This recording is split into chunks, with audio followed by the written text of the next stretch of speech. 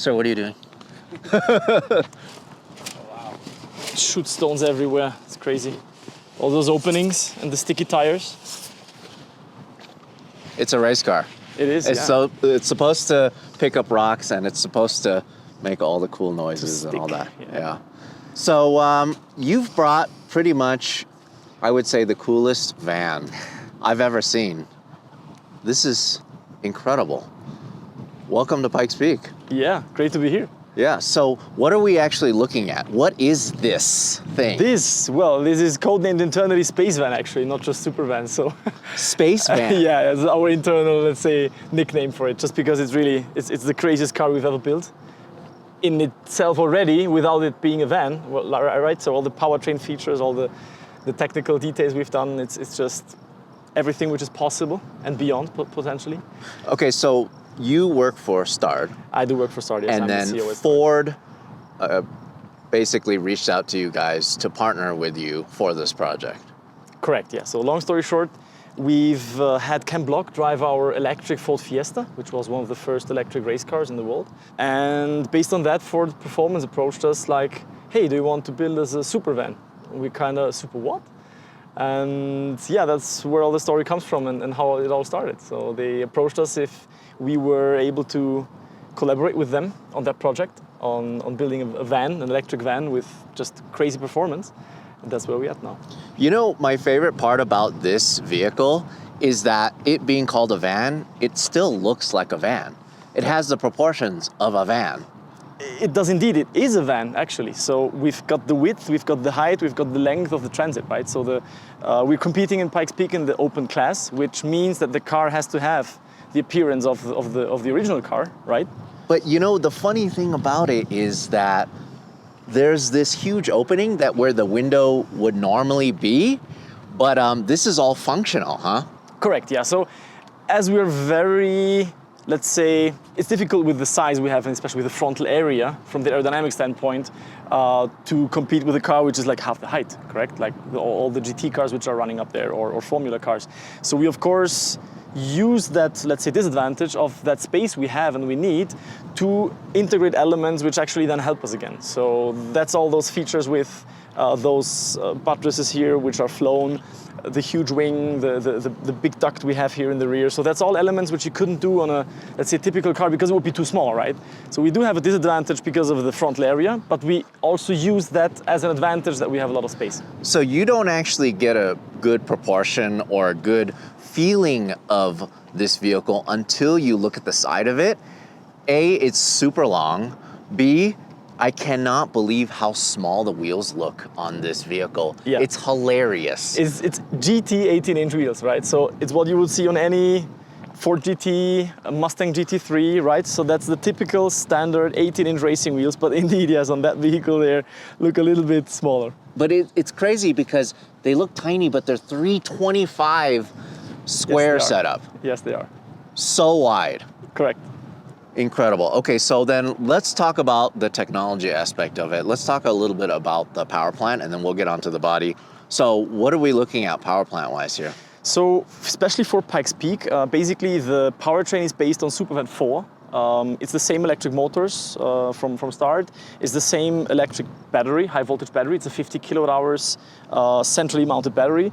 It's, to our knowledge, one of the most powerful batteries in the world electrically. So it pushes out just right 1,500 kilowatt, which is over 2,000 horsepower electrically.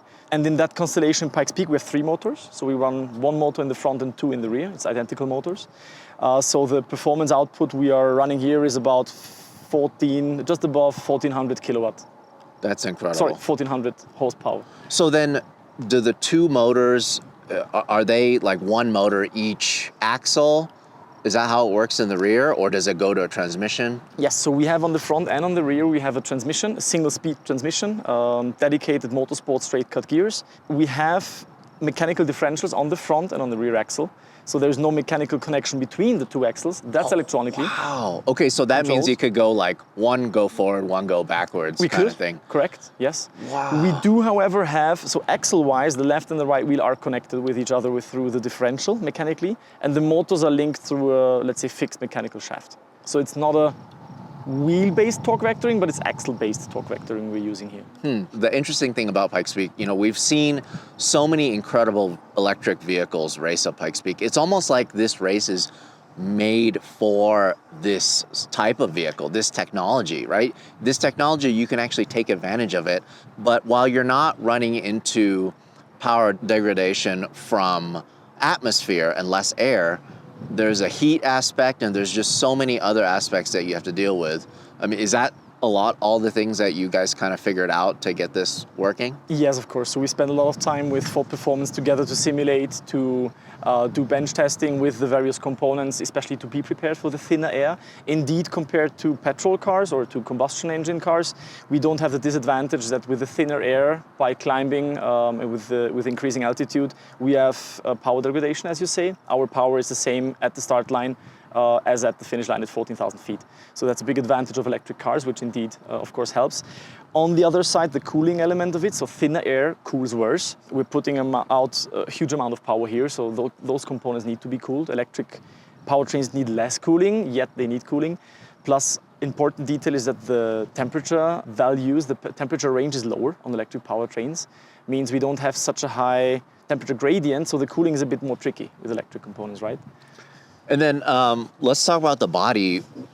What did this start life as? Or is this just like this tube chassis thing that is just covered with carbon, or is it a carbon tub? I don't actually know anything about it. So basically that's also based on supervan 4. Supervan 4 started life based on a V710, that's the internal code Transit. So the whole floor pan, the firewall is all from the Transit. We have pickup points from the original Transit. That vehicle is a bit radicalized, so we've removed a lot more from that construction, and it's in the end basically a tube frame construction meanwhile, but all the body shape, all the bumpers, fenders, bonnet, all that shape has remained and has been, let's say, optimized with the additional aero package for Pikes Peak. The wing especially is just so It's huge, yeah. Huge. It is huge. I mean, do you have to take it off when you're transporting it? The rear wing not luckily, but the front wing has to go off, yes. Yes. It is But you need special trailers for it. So it's really the widest size, basically, any car can have, like a Hummer or anything, which is allowed to drive on the road. So you barely fit it into a semi-trailer in the rear. You know, it's funny. Can we take a look at the inside if you can open sure. that door? Functional door handles, incredibly light carbon fiber doors. I'm sure these are custom made. Everything, yes, is custom made absolutely here, yes. You know, normally when I'm doing this sort of interview, usually I'm a bit closer, You're right? so far away. Yeah. Legitimately, there's an echo in here you know, when I'm talking to you. But it's funny because we have the absolute wheelman. You guys are so lucky. You have the best Pikes Peak driver. You know, the current record holder, Romain Dumas, incredible driver, and I don't think he's ever had this much space in a race car in his life. Absolutely not. Yeah, that I can confirm. That he told us already. You can fit 3 people wide here if you wanted We to. could if we wanted, yeah. So you see, it is prepared. So it's not built just for Pikes Peak. That's the only thing I can say, right? So there is space for a second seat as well. There's space for a co-driver, and there's other features the car is prepared for future activities. Let's say. Forget about the co-driver. Look how much legroom there is. Yeah. You can take a nap in here if you wanted to. You could, yeah. Yeah. There's still space behind the back wall, the rear wall, in fact, Yeah, right? So you could fit easily. You could make a good weekend trip with that vehicle. That's a question that I had about this. This is like a firewall, like a rear firewall. Mm-hmm. What is actually behind here? Nothing? Very little, hardly anything. Yes, so we have a special aerodynamic feature. It's a central duct, as we call it. That is behind it, and then further behind parts of the powertrain, but basically that's it. Where does it feed the duct? Is it down here? From the bottom, just behind the battery. So that's an absolutely unique feature, which again, you just can have in a vehicle with a packaging concept like that Transit. So that is not possible with I other see, cars. so it picks up air from the bottom, and then Correct. it exits it out of the Correct. rear. So it's basically working as a huge Venturi nozzle, right? And it really generates huge amounts of downforce. It supports the rear wing and the rear diffuser flow, and it by itself generates under pressure in the center of the car and sucks it down to the floor. This is just so crazy. That power or that steering column, it actually looks like it's out of a factory vehicle or something. Indeed, it is. That's a Ford Performance steering column, which is also used in some Ford Performance road cars with a special software made for that racing vehicle. So that's out of a Ford Performance road car. So did you guys actually put this together at Start? Yes, so the vehicle was assembled and the entire vehicle development and design happened at Start, and we have had very close collaboration with Ford Performance, especially on the aero system, on the electronic side, on the powertrain, on the simulation side. So there's a lot of areas where we work very closely together with Germany, UK and the US. But in the end the build happened in Austria, yeah? In Austria? In Austria. Oh, okay. It's just so the packaging is so good. I love this control panel that basically just shoots out in the middle here. Amazing. And then you guys, because it is an electric vehicle that you're racing, you have to have a warning light on here. Correct, yes. Because if it goes red, basically yes. there's some kind of short. So all the powertrain here in that vehicle is fully in compliance with latest FIA, so the World Motorsport Body, governing body, FIA safety rules for EVs. So basically, like you maybe know from Formula E, that's the same systems applied here. So those lights here indicate, in this case, two elements. The green lights show the so-called safety status of the high voltage system. When the lights are green, it means the vehicle is safe to touch. So it's all the time being monitored and all the sensors are checking if there's any short circuits or any isolation breach. Then those flashing white lights are actually indicating the status of the high voltage system. Means when they flash, then high voltage is on the cables and on the powertrain. When they are solidly lighted, like continuously lighted, then that means the vehicle is so-called ready to move. So you should stay clear of the front and the rear of the vehicle because it could, if you touch the pedal, anytime move. And if they're off, then the high voltage system is off. Got it. Interesting. Well, thank you so much for showing us this. Really good luck. I cannot wait to see this go up. It's going to be so cool. I mean, because it's just so unconventional in terms of the shape. I'm assuming that if you had this technology and you put it in something maybe that's more of like a formula car, like a prototype looking car, like a LMP2 or something like that, it potentially could go faster, but that's not as fun, right? Indeed, it's not as cool. I would say tell me Larry, but I think Pikes Peak has never seen a car like that. No. I mean, that's the trick. It's just so, you're really going against the grain. I mean, you're moving, this is going to displace so much air. You know, you know what this reminds me of? This reminds me of like the Renault, the Escape F1. I think they made that in the 90s. Yeah, that's funny. Many people say that, but you know, in reality, so you know the supervan story, right? With the first supervan, when was it, 69 or something like that? So Ford actually really invented a racing van back then. So it's the fourth, that's why supervan 4, so it's the fourth generation already. That's why it says 4. Correct, yeah. So there was the first one with the Le Mans powertrain from the Ford GT. And there was a second one with I don't recall, I think it was another V8, and then there was one with the Cosworth Formula 1 So that was engine first? That was first. Ford invented that brand, invented that concept, invented that car. And that's already the 4th generation. So cool, so cool. Oh, we didn't talk about this, the fake mirrors, or this is something that actually is functional, huh? Yeah, it is entirely functional. So it is even prepared, so that unit here, that cap, will be replaced by mirrors for certain other events. But those are very, very important. They deliver around 8% of front downforce and front aero balance. Just from this? Just from this, yeah. So it's not by itself delivering force and downforce in itself, but it does influence the flow around and over the vehicle and generate vortices, that it helps the entire and overall aerodynamic functionality. So every single detail you see, wing-wise, opening-wise, there's not a single small element on that vehicle which is not entirely functional, intended for aero functionality, and delivers a lot of performance. It's so cool. It's almost like a window for you to check out the suspension and the air duct and everything, the KW coilovers. We even charge the battery, the 12-volt battery through here. So it is quite practical. Where's the actual battery charger for the high voltage system? So for testing, we are using also from a road car taken CCS plug. So that's just like on a fast charging station with your road car, the same thing. So you plug it in, press a button, go for a coffee and let it charge. But for the race, of course, We're looking for every single gram after charging that will be removed, and that's another few kilograms out of the car. Got it. Amazing. Well, thank you so much. I've just been shooting Pikes Peak since the last year of the dirt, since 2011, and it's just been such an honor to photograph this race, you know, being the official photographer, but also it's such a big honor to be able to photograph this vehicle before the race and also during the whole race week. So thank you so much. More than welcome, Larry. Awesome. Cool. Thank you.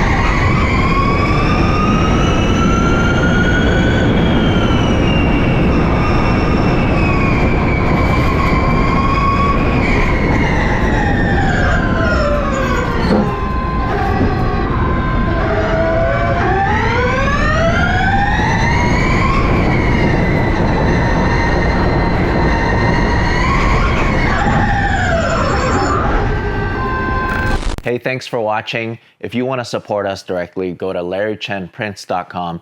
I print and sign every single one of these. This is the perfect gift, or it's the perfect piece of art for your wall.